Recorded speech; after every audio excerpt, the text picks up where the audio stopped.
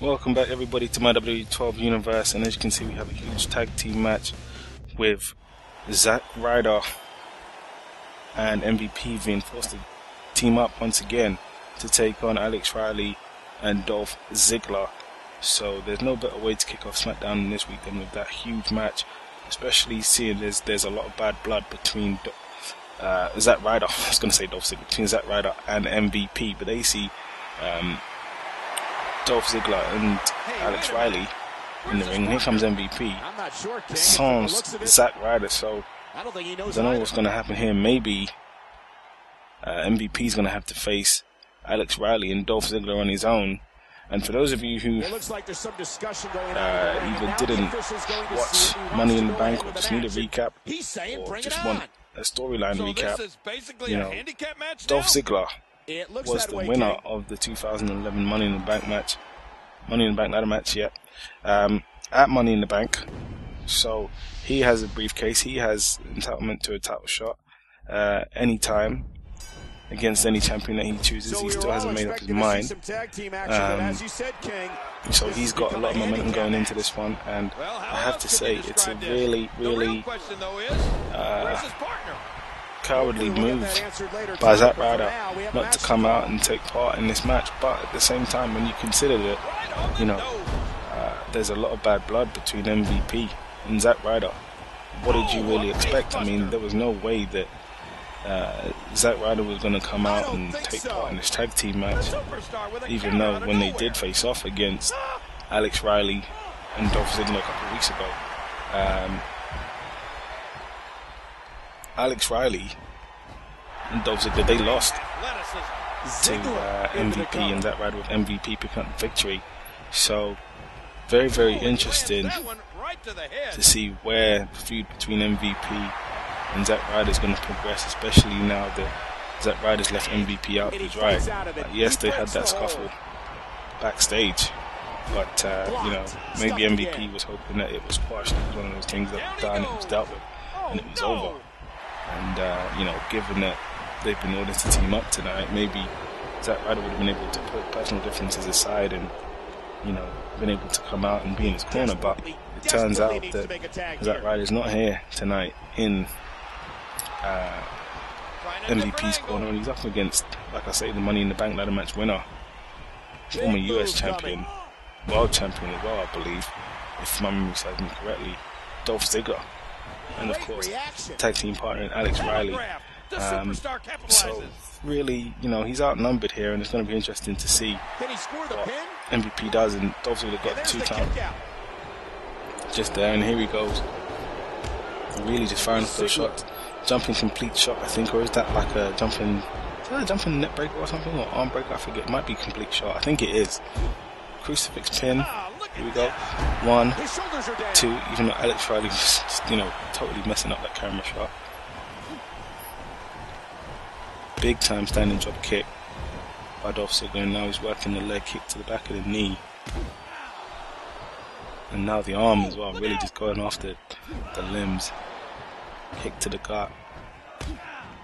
Arm wringer. Now he's working over the arm some more. But there's a huge counter by MVP with that hip toss.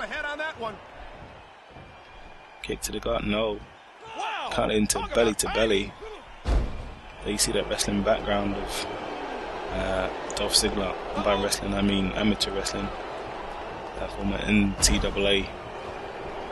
I think he was the NCAA champion, and I think he's got a record at Kent State, if I remember any of the live commentary on WWE correctly. There's that face buster, shades of X-Pac. Devastating, simply devastating. Thought he was going to go for the zigzag, but he's not. He's locked on his sleeper hold here. And I tell you what, MVP is going to have to tap out. This one's over. Dolph Ziggler doesn't even tag in Alex Riley. He takes MVP all by himself and shows how deadly his sleeper hold is.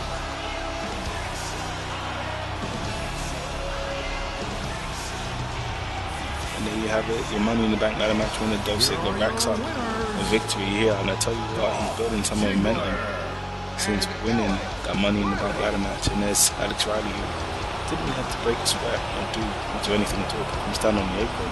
So I really don't get why he's celebrating so much.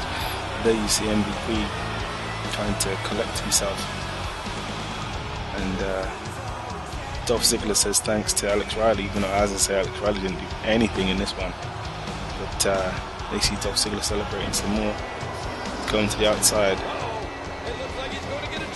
and he's got himself a chair. He may try and end his career here. But here comes Zack Ryder, so I don't know why Zack Ryder is choosing to come out now. And Dolph Ziggler gets out of dodge. But Zack Ryder, once again, shocks the WWE Universe and takes out MVP. But it's time for Brock Lesnar versus Kane. This one has been a match that has been a long time coming. The reason why this one hasn't taken place is because Brock Lesnar has been injured, and here comes the Intercontinental Champion, Don't look now, Michael, but Drew McIntyre. He's come down to ringside. He's got a vested interest in this one. He'll be watching this one alongside Jada King Lawler and Michael Cole.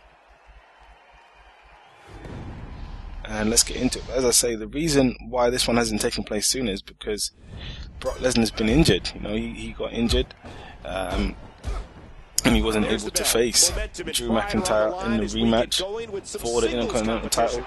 He's been away for some time. He came back after the SmackDown Money in the Bank final spot qualifier for the Money in the Bank ladder match, the fatal 4-way match that had Sheamus, Wade Barrett, Taz, and Diamond Dallas Page. Yeah, he came back after that one, where Taz was about to take out Sheamus, break his ankle, and Brock Lesnar made a return, getting rid of Taz, and him and Taz have had a bit of problems as of late. So Brock Lesnar is finally back, and here we are with this one, taking on Kane. And this one's been a long time coming, as I say. You know, the game's really been pushing to have this match and get it out of the way, but because Brock Lesnar has been injured, we've not been able to have it. So here it is, and big military press slam from Brock Lesnar, and as you see the crowd's on their feet here, and there's that belly to back wrestling slam. He plants him down with authority. Kick to the gut, big counter, and here comes Brock. There's Kane with a counter, kick to the face, elbow to the back of the head by Brock. Oh my gosh, did you see his head? And there's that body punch. Do you like that body punch by Brock? Lands that one perfectly. Kane on the top rope, and Kane comes off with a missile drop kick. Really impressive by the big man. Counter by Brock. These superstars looking for a victory. He's going to go for the F5. He's going to attempt it, but there's a big counter by Kane. Reverse DDT. Brock Lesnar's capable of beating anyone. And here we go. Tombstone. He's got him up. Could this be it? Could it be over? Brock Lesnar gets out of dodge. So jumping right back in again. And here he comes. Just laying waste to Kane. Those body punches. Kane sends him over the top rope. But Lesnar's got him. Suplex out to the floor. Well, it's not really a suplex. It's kind of half of a suplex. He just throws him. Really lifts him up and throws him to the floor. And here comes Kane with that huge counter. He's going to send Brock back in the ring. Big shot across the throat. And there's that big boot to the head. And in comes Kane. Side headlock by Brock. Big punch to the face. Huge German suplex by Brock. Look at that sadistic face on Lesnar. We've seen this look before, and it's suplex never is a good countered. sign. And snap suplex by Kane. I think Kane just looked this And way. a bulldog. Don't make eye contact, Michael. Maybe Kane will gain some momentum here. But there's a jawbreaker by Brock. Side headlock. And there's a fireman's carry takedown. Scoop. And a rib breaker by Brock. Knee coming right down across those ribs. The tension. Going for a suplex again, but again it's blocked. And there's a suplex from Kane. Incredible counter. Oh man. Kane's going to lock in a submission, but Brock's in the ropes. And huge belly to belly by Brock, even though it was really glitchy. But anyway, we'll move on. Brock was looking for that rib breaker again. There's that single arm DDT counter by Kane. He's going to grab that arm as well.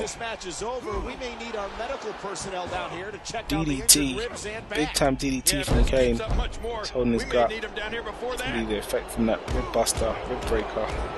And I'll tell you what, those kicks were relentless. And here's another German suplex from Brock, just folding up Kane. Might not know where he is right now. Strong Irish whip. This hard Brock Irish was looking for the whip clothesline into out the the corner, but what a big back body drop from Kane. Big right hand from Kane is a Kane. cruel man. Counter from Brock. He He whiffed his clothesline big time, but he doesn't miss that one. Takes Kane down, and he puts him down with another clothesline. You can tell that he was wrestling in Japan. Lariato! But here we go. Those are the double underhooks, headbutt to the chest, and belly to belly from Brock. Could this be it? Brock's calling for it. Are we going to see the F5? He's got him up. F5 from Brock Lesnar. The crowd are on their feet. He's going to go for the pin. He's going to hook the leg. Yes. Referee count it 1, 2, 3. And there you have it. Brock Lesnar is your winner here on SmackDown against Kane as the Intercontinental Champion. Drew McIntyre, he watched on from the commentary position at ringside. So there's your winner, Brock Lesnar. This has been SmackDown. I hope you guys have enjoyed it. Leave some comments below. If you really enjoyed it, leave a like.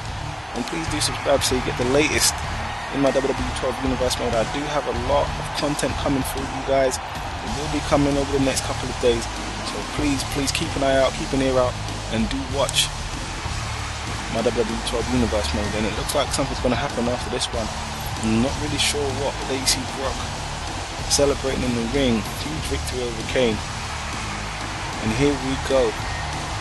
There's Brock and Kane in the ring, and here comes Drew McIntyre. And he's going to take up both Kane and Brock Lesnar. And it has to be said, this is far from over.